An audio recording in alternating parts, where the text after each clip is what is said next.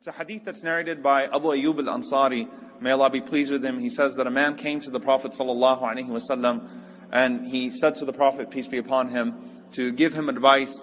And he told him not just to make it short, but he said, I really want some, impactful advice. Like, shake me with this advice. I want it raw. I want straight advice. And the Prophet ﷺ, he said, إِذَا قُمْتَ فِي صَلَاتِكَ, when you stand up to pray, فَصَلِّ صَلَاةً مُوَدِّعٍ, pray as if it is your last prayer. That's the first one. When you stand up to pray, pray as if it is your last prayer. The next advice, وَلَا تَكَلَّمْ بِكَلَامٍ تَعْتَذِرُ مِنْهُ غَدًا, don't say things today that you'll have to apologize for tomorrow. I love that. Don't say things today that you'll have to apologize for tomorrow.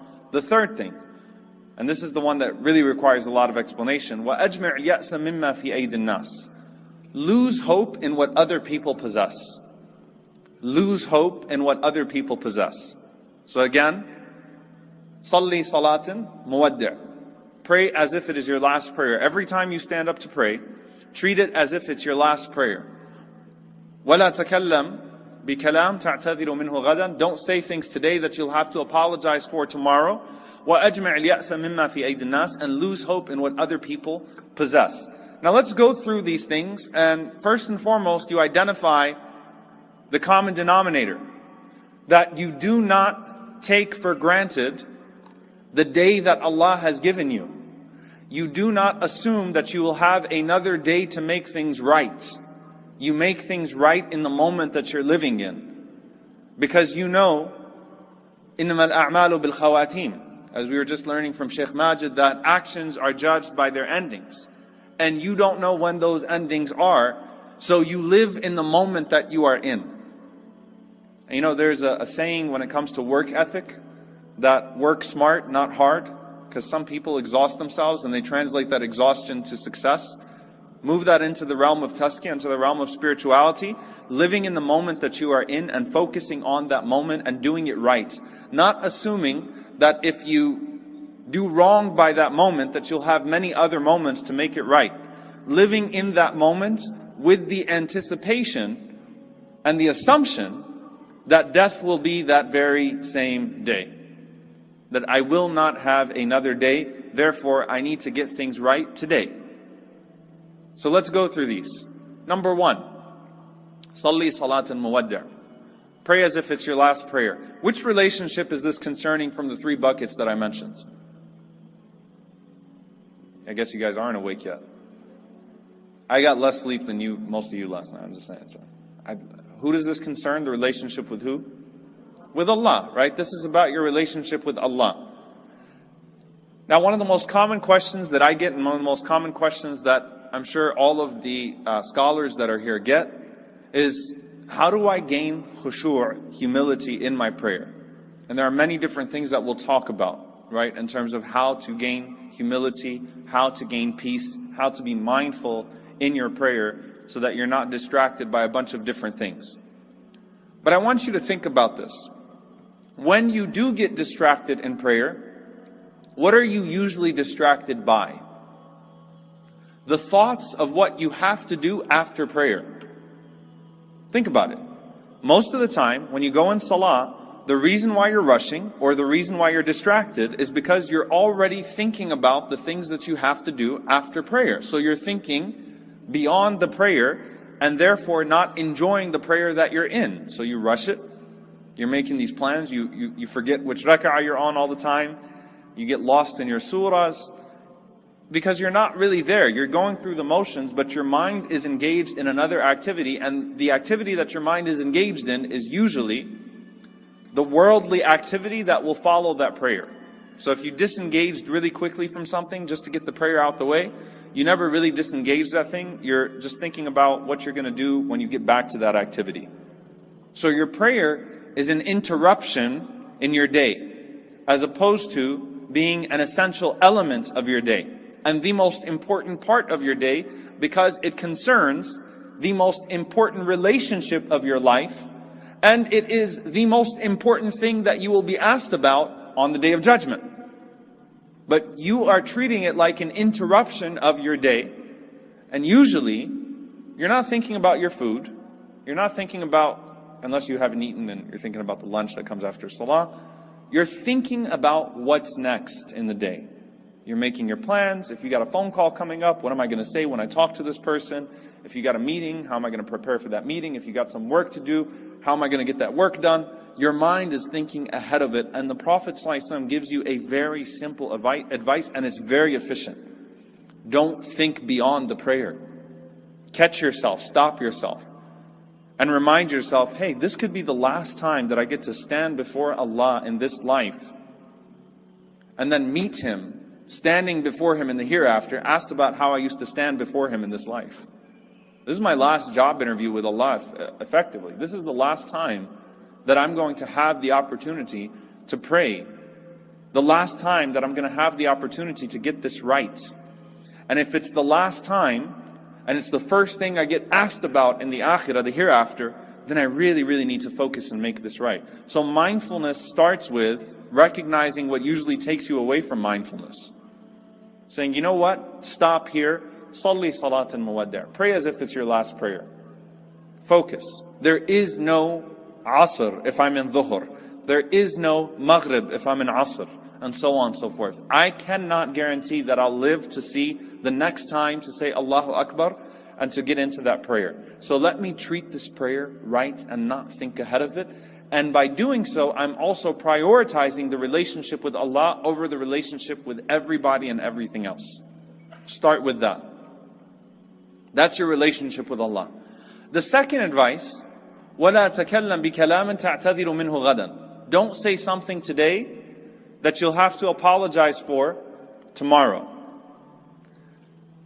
That life advice would save marriages.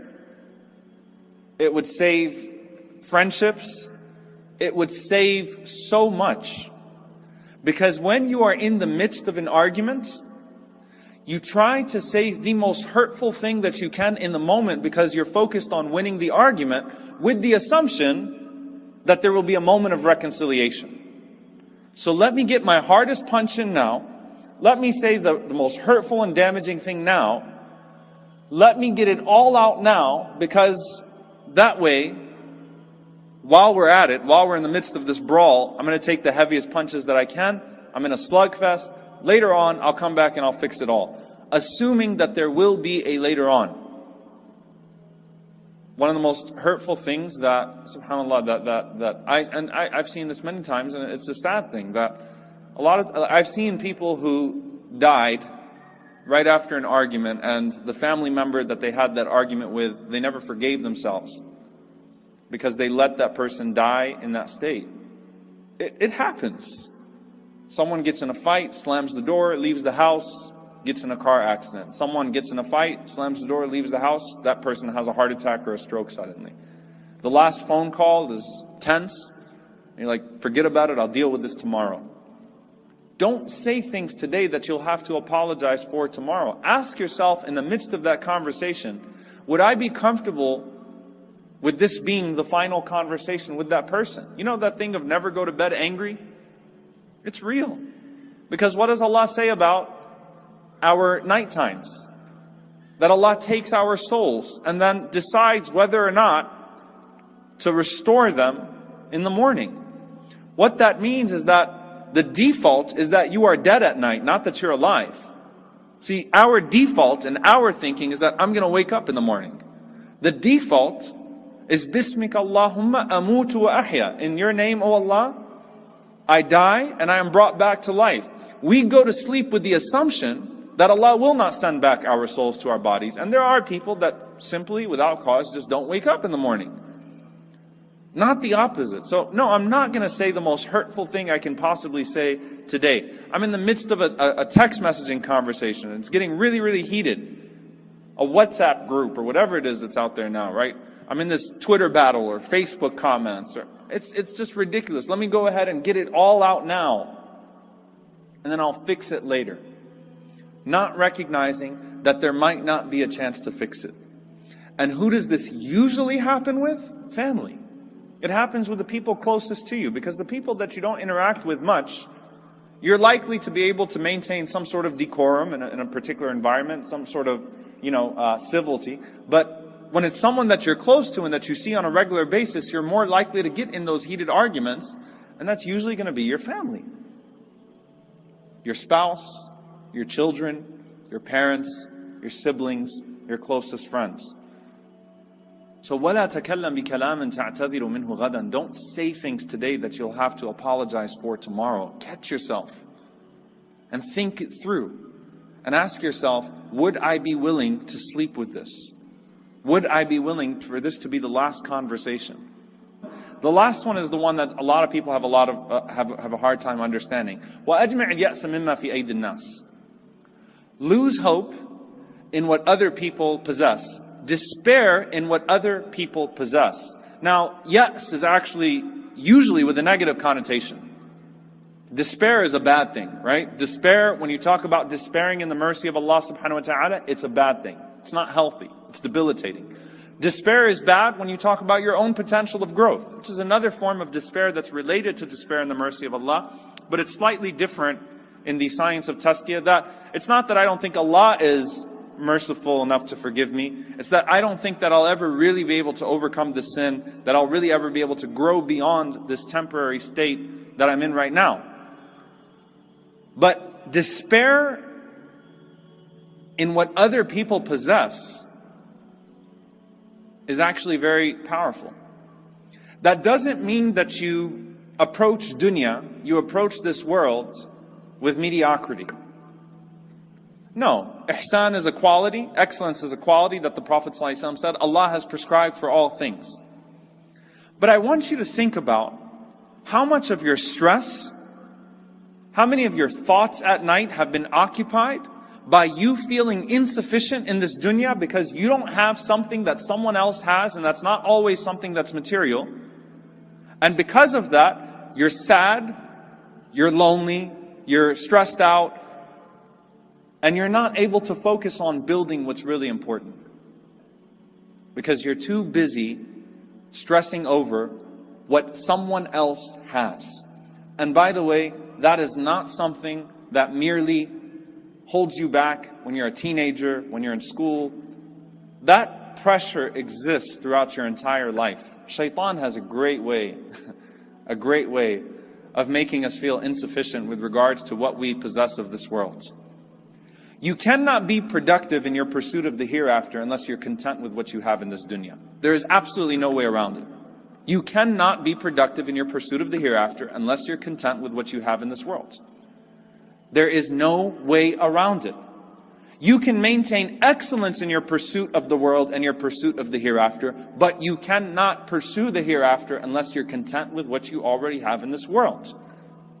And the Prophet ﷺ warns us of envying people. It's really interesting because when you read about hasad and envy and the evil eye, you're usually reading about how to protect yourself from someone else putting it on you. But the greater concern should be whether you're putting it on someone else, or whether you are coveting something that someone else has.